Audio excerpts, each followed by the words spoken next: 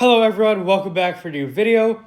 Recently, we discussed Ninjago seasons that aged poorly, and now today, we're taking a look at the exact opposite. Ninjago seasons which, over time, aged well. These are seasons that, when they released, weren't as enjoyed then as they are today. We're going to discuss a few seasons, the first of which is actually Ninjago's very first season. Rise of the Stakes was always a popular season.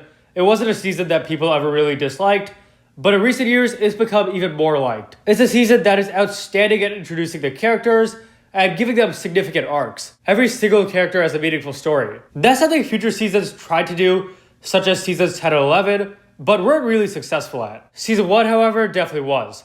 The true potentials were really great at showing each character's obstacles and how they overcame them, and even characters who didn't have true potentials, such as Wu and Nia, had great stories too. Also, the Great Devourer attack has become much more important in future seasons. It was that attack that essentially led Ruby to become a villain. So really that episode is much more important now than it was in 2012. So yeah, I'd say season 1 has aged pretty well. Definitely more so than season 2. Alright, next up is Ninjago season 6, Skybound. Back when I joined Ninjago YouTube 5 years ago, this was considered one of Ninjago's controversial seasons, in large part for two reasons.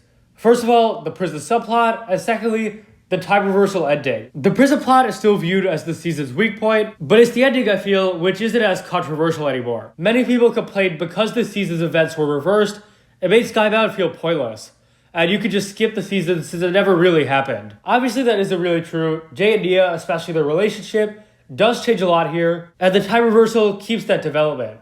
So yeah, I'd say the season definitely does matter. As for other stuff, Nanakon is definitely a fan favorite villain. He's often seen as one of Ninjago's best villains, and even Jay here is one of the only seasons that takes him seriously. Most of Ninjago, especially the early seasons as well as the recent seasons, treat Jay as this comic relief character. Skybound showed that Jay could be so much more, and it is still, in my opinion, Jay's best season by far. Next up we have the Oni trilogy, and seasons 8 and 9 were always very popular, but I feel especially after Crystallized ended, more and more fans have come to see the Oni trilogy as Ninjago's peak, including myself. Of the trio, I'd say season 10 has aged the best, just because it wasn't as well liked back then. The finale was definitely disappointing to a lot of Ninjago fans, and just the fact that the Oni weren't really too developed. Even Garbada's departure felt very sudden and somewhat odd, but now of course it makes much more sense because he does come back to season 15. And speaking of that, because of season 15's conclusion, there's a fair amount of fans who wish this had been Ninjago's finale instead. Those people would say this was a better place to end off the characters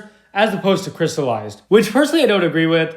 Crystallized was definitely a weak finale, but season 10 would have been pretty unsatisfying as well. And we have one more to discuss, Ninjago season 11, which has, in my opinion, aged the best of any Ninjago season. When it released, season 11 was perhaps the show's most disliked season because fans weren't used to those new changes. Small stuff, such as the eye animation, as well as the squash and stretch jerk fights, all that was criticized. Of course, today is stuff we don't notice at all, but it did upset fans in 2019. In hindsight, it's kind of ridiculous because these are such irrelevant details. It's just a different style and it doesn't really impact the season. So yeah, the animation, it wasn't something people ever really complained about again. But this season's story and some episodes got a lot of flack too. This season has a lot of side episodes which kind of break from the main plot. These episodes were dismissed by many as useless filler. But now a lot of these episodes are viewed as being fun or entertaining and not really a problem. So yeah, it's pretty crazy how well season 11 has aged.